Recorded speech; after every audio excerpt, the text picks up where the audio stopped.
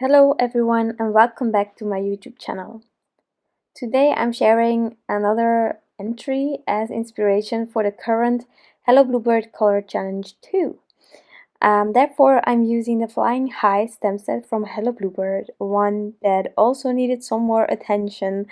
As I said previously in one of the other videos for this challenge, I have been trying with the first challenge and with this one to really look at my stamps and see which ones haven't gotten the attention they deserved or haven't been used enough yet, to say, well, now I have already used it enough for what I paid, if you can understand what I mean. So changing that.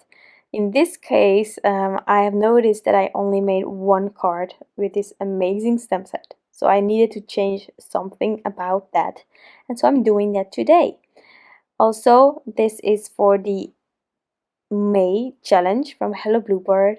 Last month they started with color challenge. This month it's another one. And as I said in other videos already, I love this one. You have yellow, green, blue, and then a reddish pinkish color, which I interpreted as red. And so I love this combination. I love the challenge, and you can have multiple entries if you want to. In the end, Hello Bluebird is going to randomly pick a winner for a gift certificate. So we can only try to participate, and if you win, that's great. And then you have some more budget to spend because we all love this brand. And if not, then you had fun creating a card, and I think that's what it's all about. If so, wonderful. If not, it was fun, you know. But I really hope that I can inspire you with my videos here, talking about the challenge to encourage you as well if you have some Hello Bluebird products to also have a go, have fun, and maybe, just maybe, this challenge is sort of the excuse that you need to get crafting and have a bit of fun, some you time. Just leave the household. I think someone else can handle that for a bit, and that you just can have fun, relax. Everyone needs to relax from now and then.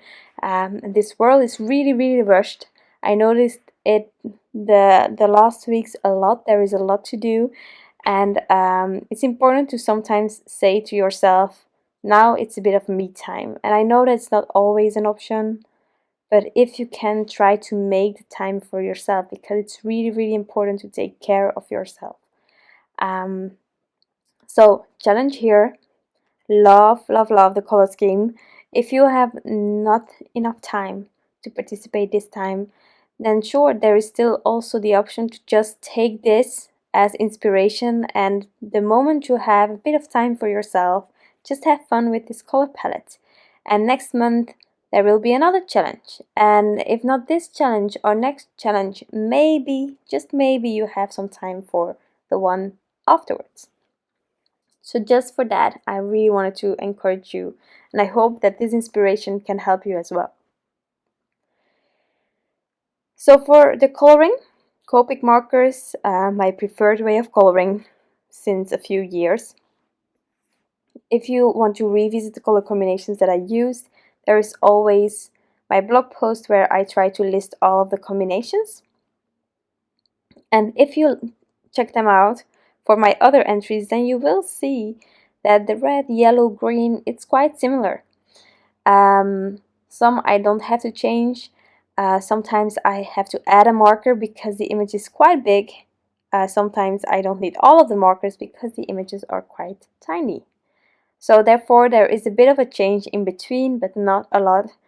It's still the same color challenge. You just need to find ways to incorporate the colors with other stamp sets, with other sceneries that you make, and maybe that way you get multiple entries.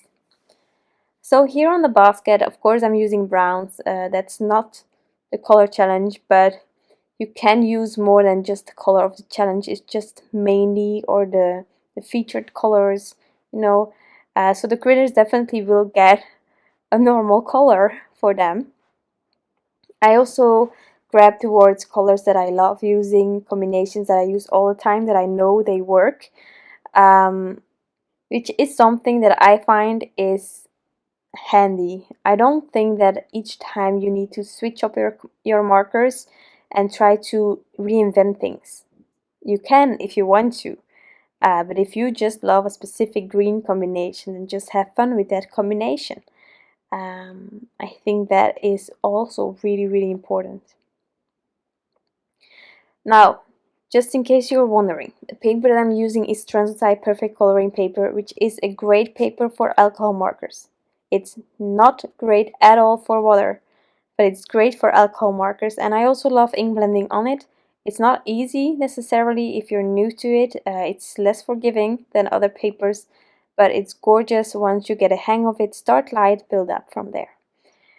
So that's the paper, and I decided to stamp the images out using dark chocolate ink. So I didn't choose black. This is a dark brown ink, and I sort of find it lovely that it gives a softer vibe from time to time. It's just a bit in between, but not dark or black at all. So onto my final critter here with some warm grays. And as with the other ones, I am just doing a bit of flicking. I personally love this technique. It's also really useful if it's a color family that is really hard to get that blend right. But also for animals, I sort of find it to represent a bit of the fur of the animal, which is really sweet as well. Now for the birds, I didn't do that since that combination works really well, and that's a really tiny image to do the flicking. But in this case, just having the shadows exactly the same as for the fox on the left side, as they are both looking kinda towards the right side. And then of course that second layer again, just making sure that I have everything, and wherever I did go outside of the lines, I use the colorless blender to fix that. Now, since the coloring is done, I'm going to take the matching dies, and I am going to die cut all of these images out. I took my time to align the hot air balloon, but I don't know how, but it still shifted when I run it through my die cutting machine, so next time I will adhere it a bit more firm, but we will fix that by the layout of this card. So you can see that the white border, due to the die cut, sort of went more towards the right side, and on the left side I barely have anything on the top, so I am going to just make sure that I can snip off that top. And therefore, well, actually this was the reason that my hot air balloon isn't completely on the card, but nobody will know. It will appear like that was the idea from the get-go. So for my background, today I'm making a mini slimline card. I just trimmed down a panel that is sized for a mini slimline. I create one of 3.5 by 6.25, if I'm not mistaken. And I just started by ink blending a bit of cracked pistachio on the top, and then I decided to just tiny bit add a bit of a cloud kind of background, really softly, and I just worked my way towards the top, and then I made sure to have the final cloud blend into the already blended sky on the top. So really subtle, but as you know, due to the color challenge, I needed some blue, and well, you can choose a lot of blues, but cracked pistachio is still one of my favorites, so why not use that one? So once that was done, it was time to sort of figure out how I could cover up my tiny, well, mistake while die cutting, and I ended up with this layout. Now for the sentiment, I searched, and I found this gallery frame number 6 die from Hello Bluebird, a gorgeous one. It also has these gorgeous scripts with the congrats. Now I first thought I wanted to have some gold glitter, and then I thought, well, maybe because of the warm gray, I can just use a gray cardstock. This one is Mushroom from Concord and 9th. And then to make it a bit easier for myself, I took these stick-it sheets, which is double-sided adhesive. Really useful if you're doing some intricate dies or a background or a scripted die like this. And I did that first on the gray cardstock, and actually I liked it. So I didn't use the gold one anymore. And I have here the congrats still inlaid in the grey cardstock, and then I cut out the congrats of just the scrap piece of the backing of that sticky sheet. Anything goes, but that will be my guide later on. But first, let's adhere everything to that balloon, just using some liquid glue for that, and then later on I will play with some dimension by using thin foam squares. But let's now first try that layout again, and once you are happy with the layout, we can take some present seal, and that will help us keep everything in place. Now, before peeling up that present seal, I am marking 2 of the corners from my card. That's so because later on I can use those marks to place a present seal exactly where I intended my images, and this way I will not have shifted my design when replacing the images in place. Now first I'm adding my background on top of my card base. If I would redo this card, I would do it later on after trimming off the excess of the hot air balloon, but I just went ahead with that and I was really careful while trimming off the excess. Now, based on those 2 markers, I'm also going to mark where this hot air balloon is going to hang off of my card. Therefore, I'm also using that grid on my mat, and then I can completely fill the backs of these images with thin foam squares. I'm removing all of the backings except for that one bird that is overlapping, because I still need a bit of liquid glue to also adhere that on top of that hot air balloon.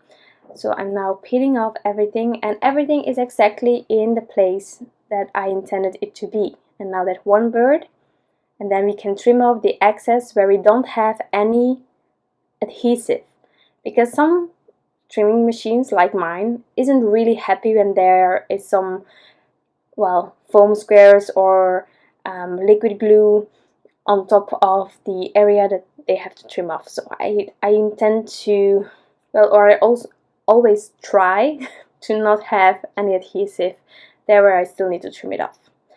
Now for the congrats, as I said, I am going to use this negative to inlay the word, and this way I'm also sure that spacing is perfectly. I always love how the scripty words are intended by the designers, and so therefore a negative is really handy.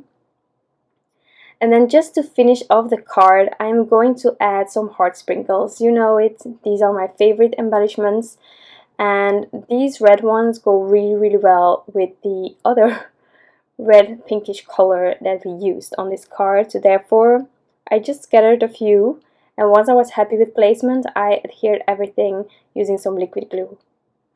Now I also contemplate about adding glossy accents or stickles, glitter in any way, because it would be gorgeous, but I decided to keep it as is. Again, so many variations can be made from this card, and also this is part of the color challenge from Hello Bluebird, the second one. It's a lot of fun to participate. If you don't have the time, maybe next time, if you still have some time, definitely enter. You have until the 15th exact hour. You can find it on the Instagram page, I think, as well as on the Facebook group from Hello Bluebirds. Definitely check that out for the details, their blog post. I hope that you enjoyed this card and that you got inspired. If you did, you can always give this video a thumbs up. I would truly appreciate that. I want to thank you all for stopping by and taking the time to watch this video. I truly appreciate it. I wish you a great day, and I'll be back soon. Bye!